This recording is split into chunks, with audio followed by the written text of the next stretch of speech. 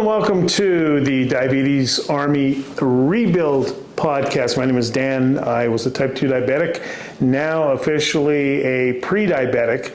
I've lost 138 pounds, 140 pounds, somewhere in that range, after gaining 150 pounds on over 7,000 units of insulin. Now insulin free, so we're well on the way here. And this is my podcast. I try to create as much awareness and talk about actual studies on type 2 diabetes and things that we can do to help get this thing going.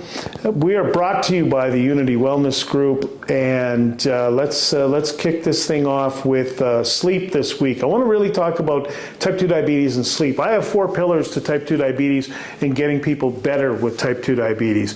Number 1 is mindfulness and figuring out how did you get here, right? I had to sit down and have that conversation with myself. Number 2 is going to be nutrition. We want to take a look at nutrition and change what we're eating, the way we're eating, right? And maximize it for our health. Number 3 is going to be exercise. We need to get some form of exercise. And next week, we're going to do one on what's better, aerobic or weight resistance. It's going to be interesting for you. And these are actual studies that have been done.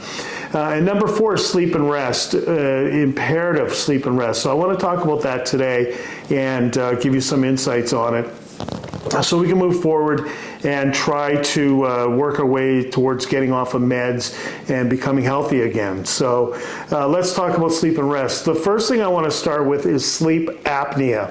Now, I'm a former pro wrestler. I spent about 12 years on tour, and I'm well versed in sleep apnea. I know a number of friends in my former profession, a number of ex-athletes, a number of normal people that didn't sleep that well and got tested for sleep apnea and got a sleep apnea machine. And I know a lot of people really don't want to get involved with sleep apnea machines, but I'm going to tell you the difference between using one and not using one is like night and day. I take one, I have one, I take it everywhere with me on my travels. I'm traveling a lot right now. I'm doing business in Canada. I'm flying back and forth to my home in Los Angeles. If I go to Vegas for a weekend, whatever the case may be, I take my sleep apnea machine. I feel I can get 5 hours of sleep with my sleep apnea machine, and it's as good as 8 hours in a restless sleep without it. And what happens with sleep is, and they'll now send these kits to you. You can test at home. You don't have to go in and do the sleep studies. You can do it right at your house. They'll send the kit out. You put, on your, I believe it's your finger, I think it was, and then around your chest, and it has a little computer, and you're just going to record your breathing for the evening. And you're going to pack it all back up in a box and send it back. They'll send you the sleep apnea machine. If you qualify, of course, it'll already be preset for you. And it's just an amazing, amazing thing. You know, when you don't use that, what happens is you measure in a 15-minute span how many times you stopped breathing. That is correct. You stop breathing. And that's why many people have a restless sleep, because you move and you get breathing again. You don't want to have that happen. You want to get into a position and stay in that position for the entire evening, overnight, and get the rest your body needs. With type 2 diabetes, when we're getting healthy, we're tearing our body down and rebuilding, much like a bodybuilder's doing. So we need that sleep and rest to rebuild ourselves and get ourselves right again. And I'm going to say it again, a sleep apnea machine where you sleep through the night. I was never a back sleeper. I sleep on my back often now, and I don't move an inch off of where I went to bed at because I'm in such a deep sleep. I track my sleep. I wear an Apple Watch, and I also have a sleep number bed back in LA that I can actually track my sleep on. So sleep apnea is huge, and I encourage you, if you think you might have it, to get tested. Now let's just talk about sleep in general. See, I've got some tips. I learned a lot of this from Andrew Huberman. I will say that. He's actually a friend of mine, and we've actually had long conversations about things like this. So let me give you some of his stuff. And I've used this and tested it, so I know that these things work. Number 1, sunlight in your eyes in the morning. It's so important. It sets your clock for the day. About 16 hours later, you're going to get tired again, and you want to go to sleep. But I can't stress enough, sunlight in your eyes in the morning. You cannot look through a screen. You cannot look through a window because it's going to have things that weed out some of the rays that you need to get. Do not look at the sun. Look off in the horizon, and then make sure you're getting that sunlight. Even on a cloudy day, it's going to be brighter than the lights in your house, for example, in the morning. And some people get a light tray, like those artists use. They'll use that in the morning, perhaps. but just good old-fashioned sunlight. So if you're having a coffee, you know, if you're driving to work, put the sunlight in your eyes. If you're driving to work, put the window down, look outside, and just be aware of where you're at, obviously, in your vehicle. I'm not encouraging you to drive looking out the side window. However, red lights and things like that on your commute in the morning, it's a pretty good practice to get into. So sunlight in your eyes is key to set your clock to start your day. Number 2, wake up at the same time and go to bed at the same time every day. You know, or 5 or 6 days a week, maybe within an hour. But try to get in a routine that gets you up every day at the same time and puts you to sleep at the same time. Again, setting your body clock and making sure you're right. Another great tip, avoid caffeine, say 8 to 10 hours before bedtime.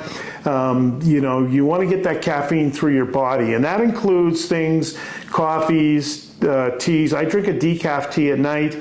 Yerba mate, I'm really big on yerba mate, but I'll tell you, it's a big energy boost. So if I have a yerba mate tea at my office, it's in the early afternoon, and then that's it. Don't forget I work out a lot. I'm in a gym 6 days a week, 5 days of lifting. So I can use the energy and I burn through it. However, if you're not used to that, you don't want to be drinking anything full of caffeine later in the day, because that can really affect it. You know, there's things you can do if you wake up in the middle of the night, getting back to sleep.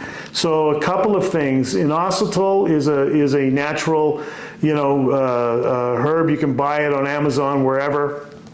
And you can take that, it'll help you fall back asleep at night. I'm going to talk about Andrew's sleep stack a little bit later, but that's one of the things I do. Also meditation, where you can do a complete body scan at night when you get back into bed. That seems to help too. Go down your body, you know, see how you're feeling in your elbows, your shoulders, your knees, your ankles, your toes, come back up. But if you focus on stuff like that, it will help you with getting back to sleep in the middle of the night. I always get up like once, sometimes twice a night, so don't be afraid to do that.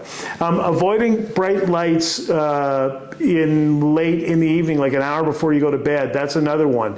You want to kill the bright lights, dim the lights, get away from the TVs, computers, and things like that. If you're going to read. However, you want to get away from a lot of the other things in the evening to prepare yourself for bed. Now, when we sleep, our body needs to drop about 2 degrees in temperature, right? And this is why we sleep laying down, because we can dissipate the heat from our body easier by doing that. That's why we don't sleep in a chair. It's kind of a human evolution thing. So laying down is key, but also a couple of things in your room you can prepare yourself. Number 1, blackout curtains. Highly recommend them in Los Angeles, and even here up in Canada where I'm on a trip right now, there's blackout curtains in my bedroom.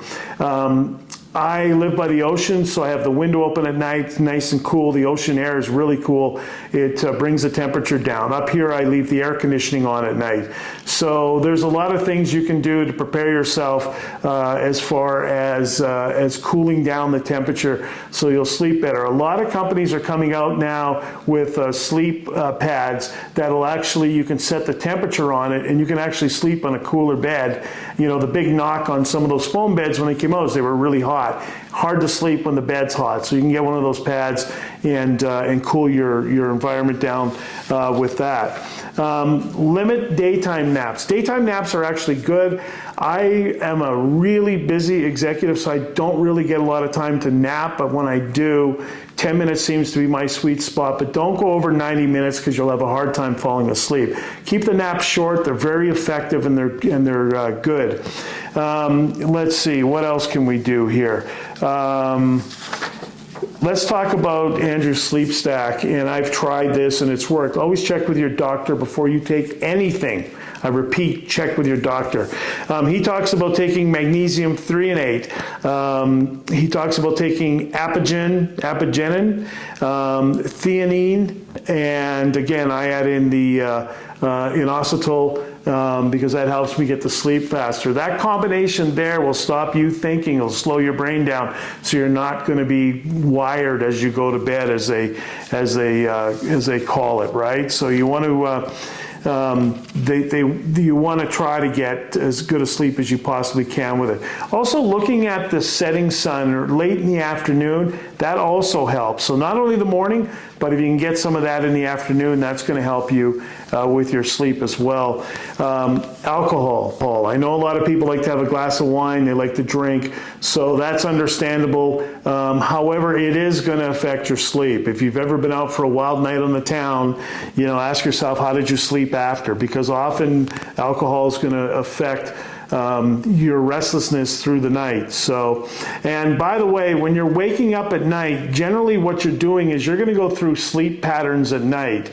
They're about a couple of hours each, and you're going to go into different stages of sleep. If you wear some sort of a tracker, you can take a look at this. And often when we wake up, we're at the end of a sleep pattern. So, for example, if you're going to go to the restroom, try to keep the lights low. Maybe use your light on your phone or something like that. However, when you get back into bed, you want to not disrupt that pattern of sleep. You can learn a lot about sleep from Dr. Matt Walker. He wrote a great book that I read called Why We Sleep. He's been a guest on a number of podcasts. I really recommend taking a look at his stuff. That's sort of the thing we do. I also find that when I exercise, I get a much better sleep. A lot of people say if you exercise too late in the day or in the evening, it's going to be harder to get to sleep. I don't know if I've ever found that. If you have a warm shower before bed, so if you come back from the gym, have a warm shower, it's going to calm you down. Sauna at night, going to calm you down. I have a cold plunge in Los Angeles. I use it a lot. I would sometimes cold plunge at night, and I think that was bad for me because I had a hard time falling asleep when I did it. However, cold plunge early in the day is a fantastic thing to do. That's sort of how it is. I try to really separate my business life from my personal life at night, and I'll read like really funny novels or watch some junky TV, or I have an Oculus, MetaQuest actually, I'll put it on and do some puzzles and stuff, but I don't want to tax my brain too close to bed. I want it to be light, away from what I do, in the daytime, and just unplug everything in my head, and then just get in that relax mode so I'm ready for bed, ready to sleep, and ready to go. So I hope this helps. Every week we will look at different studies, and we'll talk about different experts, what their vision is on some of these things that are going to affect type 2 diabetes. Again, this is so important for type 2 diabetes. It's one of my 4 pillars, and it's important we rebuild ourselves. So this is the Diabetes Army Rebuild podcast. I really hope you enjoyed it. Share it with somebody who you think could use the help. I appreciate your comments, and please like and follow, and let's make reversing type 2 diabetes cool.